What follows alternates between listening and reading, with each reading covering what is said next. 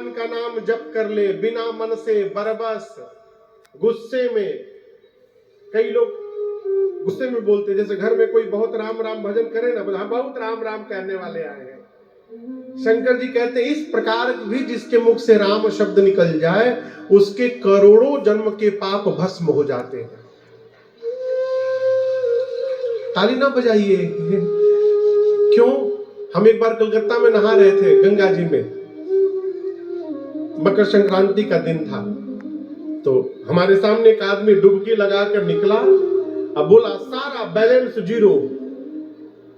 जब डुबकी लगा के निकले बोले सारा बैलेंस जीरो।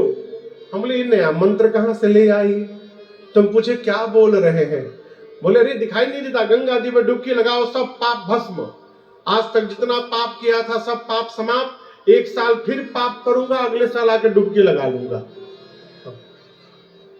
ये कॉन्सेप्ट गलत है आपका। कौन सा पाप समाप्त होता है? जो पाप हमसे अनजाने में हो गया है। चलते फिरते पांव के नीचे कीड़े मकोड़े आकर मर गए, इस प्रकार के जो पाप है वो पाप भगवत नाम उच्चारण से अथवा गंगा जी के स्नान से समाप्त हो जाते हैं। किसी को गोली मार करके गंगा जी में नहाइएगा, ये पाप समाप्त होने वाला नहीं है, कदापि नहीं होगा। शंकर जी बोले जो प्रेम से भगवान का नाम लेता है वो कब भवसागर को पार कर जाए पता नहीं चलता। मां ने प्रश्न किया प्रभु ये राम जी मनुष्य रूप में कब आए? शंकर जी बोले मुझे जो लगता है मैं आपको बताता हूं। जब जब होई धर्म के हानि,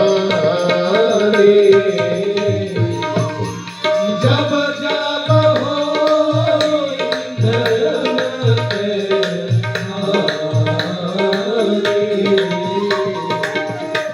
बाढ़हि असुर अधम अभिमानी,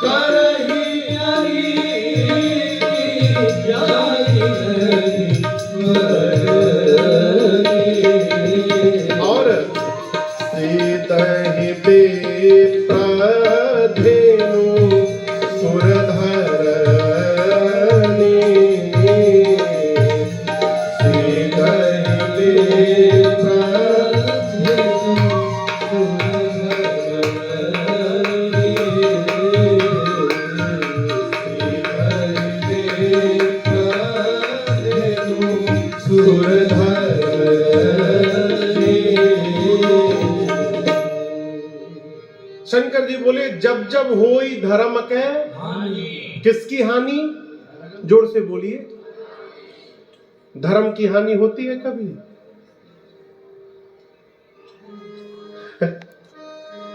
राम जी को धर्म कहा गया है, रामो विग्रहवान धर्म। राम जी धर्म की मूर्ति है। यदि राम जी धर्म है तो राम जी की हानि कौन कर देगा हो? यहां लिखा है कि जब जब हुई धर्म की हानि, यहां लिखा है, इसका अर्थ है धर्म की हानि होती नहीं, दिखाई पड़ता है। दिखाई पड़ता है कि धर्म की हानि हो रही है। अब आप पूछोगे महाराज होगी नहीं तो दिखाई क्यों देगी?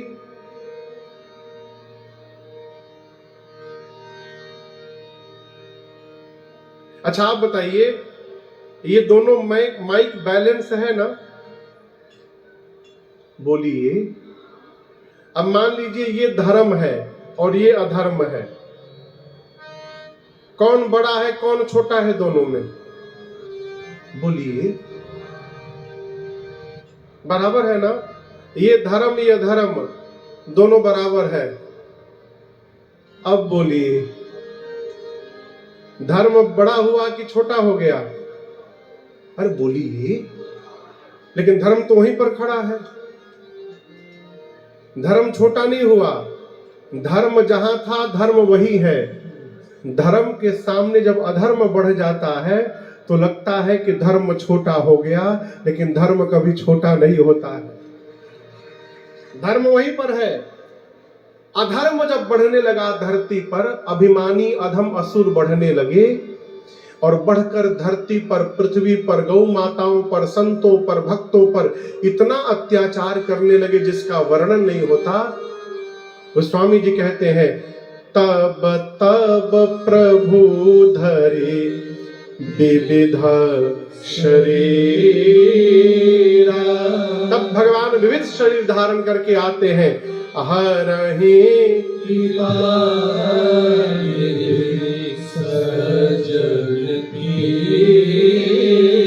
भगवान आके सज्जनों की पीड़ा का हरण करते हैं। यहां भगवान शंकर ने राम जी के जन्म के 5 कारण सुनाए। कितने कारण? ऐसे अनेक कारण हैं, 5 मूल 5 कारण सुनाए। पहले कारण में भगवान श्री हरि के द्वार पर 2 द्वारपाल थे जिनका नाम था जय और विजय। एक बार सनकादिक ऋषि भगवान से मिलने गए। जय विजय ने उनको द्वार पर रोक दिया, कहा आप लोग भीतर नहीं जा सकते हैं। सनकादिक मुनि बोले हम मुनि हैं, बोले कोई हो भीतर नहीं जाइएगा। मुनियों को आया क्रोध, निकाले जल और शाप दे दिया, भगवत दर्शन में विघ्न करते हो, जाओ तुम दोनों असुर बन जाओ। जैसे शाप दिया, भगवान भीतर से बाहर दौड़ कर आए, क्षमा याचना किए। मुनियों ने कहा प्रभु हम लोग 3 बार बोले भीतर जाने दो, इन दोनों ने 3 बार मना किया। असुर तो बनेंगे लेकिन एक जन्म नहीं, 3 बार बनेंगे। और जब जब ये असुर बनेंगे तब तब आपको भी शरीर धारण करके इन दोनों को मुक्त करना पड़ेगा। सतयुग में वही जय विजय हिरण्याक्ष और हिरण्यकश्यप बने, दोनों भाई। हिरण्याक्ष का उद्धार करने के लिए भगवान वराह अवतार लिए और हिरण्यकश्यप के लिए नरसिंह अवतार लिए। त्रेता में दूसरा जन्म हुआ रावण कुंभकर्ण का, जिनके लिए राम जी अवतार लिए। और द्वापर में तीसरा जन्म हुआ शिशुपाल और दंत वक्र के रूप में, जिनके लिए हमारे कन्हैया ने अवतार लिया। ये राम जी के जन्म का पहला कारण। ये सामने दिखाई दे रही है आपको, क्या कौन है ये? तुलसी मैया। आपको सुनकर आश्चर्य होगा, एक दूसरे कारण में तुलसी जी ने भगवान को श्राप दे दिया। तुलसी मैया पिछले जन्म में वृंदा थी, इनका नाम था वृंदा। और वृंदा मैया का विवाह असुरों के राजा जलंधर से हुआ। वृंदा मैया इतनी पतिव्रता थी कि उनके सतीत्व के कवच के कारण जलंधर को युद्ध में कोई नहीं मार पाया। अंत में देवता भगवान के पास गए, भगवान ने कहा जाकर आप लोग युद्ध करिए, मैं कुछ करता हूं। जलंधर जब युद्ध करने के लिए चला तो वृंदा जी ने कहा प्रभु मैं आपकी कुशलता के लिए पूजन में बैठने जा रहे हूं, जब तक आप युद्ध करिएगा मैं पूजन में रहूंगी, और जब तक मैं पूजन में हूं आपका कोई बाल बांका नहीं कर सकता। जलंधर गया युद्ध करने, वृंदा जी पूजन में बैठ गई भगवान के। युद्ध प्रारंभ हुआ और तब तक भगवान श्री हरि क्या किए, जलंधर का रूप बना के घर में आ गए। वृंदा ने देखा मेरा पति आ गया, पूजा छोड़ के उठी। जैसे पूजा से वृंदा मैया उठी, युद्ध में जलंधर उसका पति मार दिया गया। उसका कटा हुआ सिर जब वृंदा जी के सामने आकर गिरा, वृंदा मैया तो कांप गई, पूछी भगवान से कौन हो तुम? भगवान अपने रूप में प्रकट हुए, सिर नीचे हो गया लज्जा के कारण। वृंदा ने कहा भगवान होकर आपने मेरे साथ छल किया, मैं आपको भगवान मानती थी, शाप दे रही हूं आपको। जिस प्रकार आपने छल करके मेरे पति को मुझसे दूर किया, एक दिन यही मेरा पति छल करके आपकी पत्नी को आपसे दूर करेगा। इतना कह के वृंदा मैया ने भगवान को पत्थर का बना दिया। वही पहली बार भगवान शालिग्राम भगवान के रूप में परिवर्तित हुए, पहली बार। अच्छा, मैंने भगवान को श्राप मिला, वो में थपरी बजाएंगे आप लोग।